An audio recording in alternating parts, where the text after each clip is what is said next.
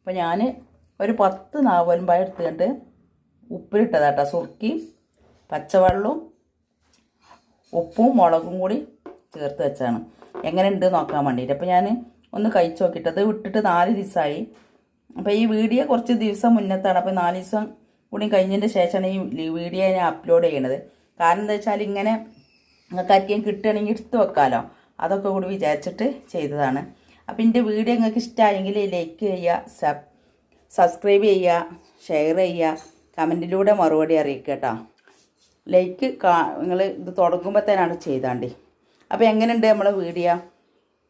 ഇതെല്ലാവർക്കും ഇഷ്ടമായി കാണുമെന്ന് വിചാരിക്കണം.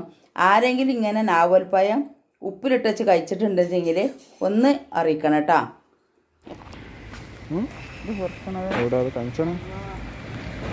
ഇതൊക്കെ ഇവിടുന്ന് പെറുക്കിയത് ഞങ്ങൾ കുറേ പെറുക്കിട്ടാ. നല്ല പഴങ്ങൾ. ഇത് കഴുകിയിട്ട് ഉപ്പിട്ട് തിന്നാലേ നല്ല ടേസ്റ്റ് ഉണ്ടാവും. ഒരു 10 മിനിറ്റ് ഉപ്പിലിട്ട് വെച്ചാൽ മതി. വെള്ളം പാരാതെ ഉപ്പിട്ട് കാണ്ട് വെക്കുക. നല്ലോണം കഴിക്കണം, അല്ലെങ്കിൽ മണ്ണ് പോവില്ലല്ലോ.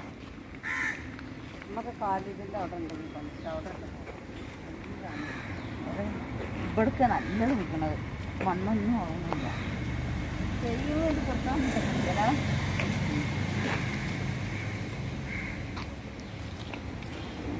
മതി മതി, ഇനി പോരി. എടുത്തതൊക്കെ എവിടെ കഴിഞ്ഞിട്ട്?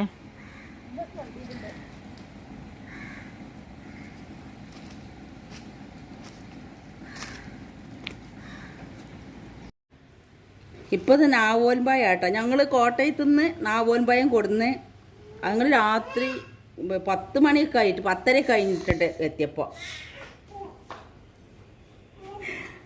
അപ്പോൾ നമുക്ക് അന്ന് അതങ്ങനെ ഫ്രിഡ്ജൊക്കെ വെച്ചു. അത് നമ്മൾ അത്രയും നേരം നമ്മൾ ഒരു 11 മണിക്കൊക്കെ പെറുക്കിയിട്ടുണ്ടാവില്ല റാണിയെ? ഇല്ല, 12 മണിക്ക്. ഒരു 12 മണി, ഉച്ചക്ക് 12 മണി സമയത്താണ് ഞങ്ങളത് നാവോൻപായൊക്കെ പെറുക്കിയത് അത്രയും നേരം വണ്ടിയിലും ഇരിക്കില്ല, അതുകൊണ്ടായിരിക്കും എന്നറിയില്ല. പിന്നെ പിറ്റേന്ന് നമുക്കത് എടുക്കാൻ പറ്റിയില്ല. നമുക്കൊരു മരിപ്പൊക്കെ ഉണ്ടായിരുന്നു. അപ്പോൾ അത് നമ്മൾ ഫ്രിഡ്ജിൽ തന്നെ വെച്ചു. അതിൻ്റെ പിറ്റേന്നാണ് എടുക്കുമ്പോഴത്തിന് കുറേയൊക്കെ ഒരു കേടെന്ന പോലെ വന്നു. എന്നാലും ഞാനത് നല്ലവണ്ണം 2-3 പ്രാവശ്യം കഴുകി അതിൻ്റെ കല്ലൊക്കെ ഒഴിവാക്കി. കല്ലെങ്ങനെ വെച്ചാൽ യെയ്സാ ചീച്ചി ആവണേ, അങ്ങനെ കാട്ടരുത് കുട്ടി, അങ്ങനെ കാട്ടണ്ട. ഓക്കെ, ഈ സ്റ്റാൻഡേ വലിക്കാൻ കിട്ടാതെ ഞാൻ ടേബിളിൻ്റെ മുകളിൽ വെച്ചിട്ട് അവിടെ പോയിക്കാണ്ട് ഒരു പാത്രത്തിൽ അടിച്ച് സൗണ്ട് ഉണ്ടാക്കുക കേട്ടോ. അപ്പോൾ നല്ലവണ്ണം കൈകൊക്കെ എടുത്ത് ഉപ്പൊക്കെ ഇട്ടൊക്കെ ചെയ്തു. പക്ഷേ അത് കഴിക്കാൻ പറ്റിയില്ല. അപ്പോൾ ആ ഒരു ഇതിലിങ്ങനെ നിൽക്കുമ്പോഴാണ് ഇന്ന് പുത്തനത്താടിക്കുന്ന് കാക്ക നാവോൻപായം വാങ്ങിച്ചു കൊണ്ടുവന്നത്. അപ്പോൾ ഇത് നമ്മൾ നല്ലവണ്ണം കേകിയിട്ടുണ്ട്. നമ്മളിങ്ങനെ കിട്ടുമ്പോഴേ ജസ്റ്റ് ഇങ്ങനെ ഒക്കെ അടയാളം ഉണ്ടാവും കേട്ടോ. വീണ കല്ലുമലൊക്കെ തട്ടിയാൽ ഇതിമേൽ അതൊന്നുമില്ല. അപ്പോൾ ജസ്റ്റ് ഒന്ന് കഴിക്കാൻ മതി. അപ്പോൾ കല്ലുപ്പ് ഇട്ടുകാണ്ട് നല്ലവണ്ണം ഒന്ന് ഇങ്ങനെ കൊടുക്കുക. അപ്പോൾ ഇതിമേലൊക്കെ ജസ്റ്റ് ഓരോരോ ഓട്ടാവും. എന്നിട്ട് ഒരു 10 മിനിറ്റ് കഴിഞ്ഞിട്ടുണ്ടെങ്കിൽ ഇത് കഴിച്ചു നോക്കൊണ്ട് നല്ല ടേസ്റ്റും ഉണ്ടാവും.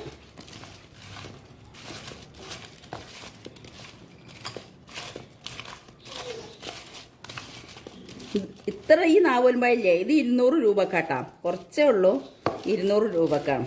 ഇതിപ്പോൾ ഇത് കണ്ടപ്പോൾ കാക്ക കുറച്ച് പച്ച, ഇതിൻ്റെ മുന്നേ ചോന്ത ഈത്തപ്പായം കൊടുത്തിരുന്നു. അപ്പോൾ അത് വലിയൊരു ടേസ്റ്റ് ഒന്നുമില്ലാതെ ഞങ്ങൾ പറഞ്ഞപ്പോൾ കാക്കപ്പം ഇത് കണ്ടപ്പോൾ പച്ച ഈത്തപ്പായം, മഞ്ഞ ഈത്തപ്പായം കൊണ്ടുവന്നതാണ് കേട്ടോ.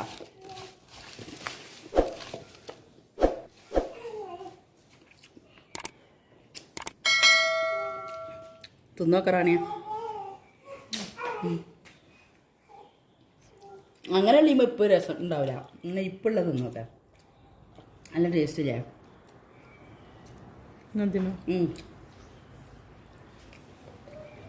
ഇതിപ്പോൾ ഇങ്ങനെ നൗണ്ടിക്കാണ്ടൊന്നും അങ്ങനെ ആക്കേണ്ട ആവശ്യമില്ല. നമ്മൾ മരത്തിൻ്റെ ചുവട്ടിൽ നിന്ന് കിട്ടുമ്പോൾ കല്ലൊക്കെ തട്ടിക്കാണ്ട് ആയിട്ടുണ്ടാവും.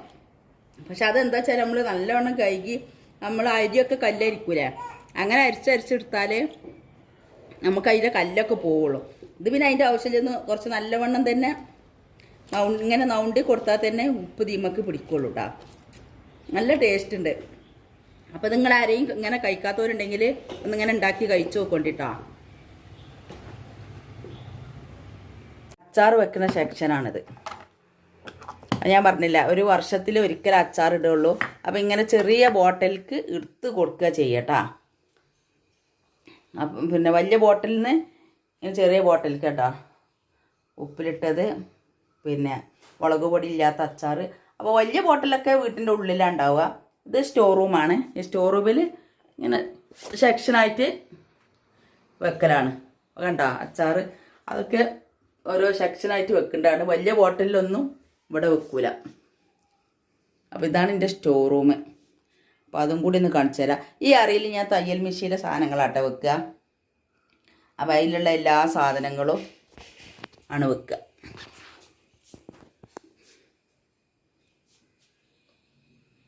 സ്റ്റോർ റൂം ക്ലീൻ ആക്കുന്ന വീഡിയോ എടുക്കണം വിചാരിച്ചു, പക്ഷെ ഭയങ്കര ബുദ്ധിമുട്ടാണ്. അപ്പോൾ എത്ര ഏരിയയിൽ എടുത്ത് ക്ലീൻ ആക്കാനൊക്കെ ഗതികേടാണ്. അപ്പോൾ ഇത് ഡെയ്മ ലൈഫിൻ്റെ ഇത് ഞാൻ ഒന്നായിട്ട് വീട് ഹോം ടൂർ ചെയ്തല്ലോ. അപ്പോൾ ഇത് ഒരു ബെഡ്റൂം ആയിട്ടായിരുന്നു ഈ അടുക്കളയിൽ ഉണ്ടായിരുന്നത്. ഇവിടെ അടുത്താണ് ഞാനിത് സ്റ്റോർ റൂം ആക്കിയത്. അതെന്ന് വെച്ചാൽ എൻ്റെ ആ വീഡിയോയിൽ പറഞ്ഞിട്ടുണ്ട്, ഒരു വീഡിയോയിൽ കൊട്ടടമാറ കേടുന്ന കാരണത്താലാണ് അപ്പോൾ ഇത് സ്റ്റോർ റൂം ആക്കിയത്.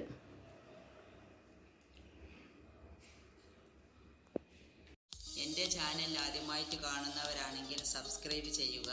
അതിൻ്റെ കൂടെ കാണുന്ന കുഞ്ഞു ബെല്ലിലേക്കൻ ക്ലിക്ക് ചെയ്യുക. എന്നാൽ ഞാൻ ഇടുന്ന വീഡിയോകൾ അപ്പോൾ നിങ്ങൾക്ക് ലഭിക്കുന്നതാണ്. ലൈക്ക് ചെയ്യാനും മറക്കരുത്.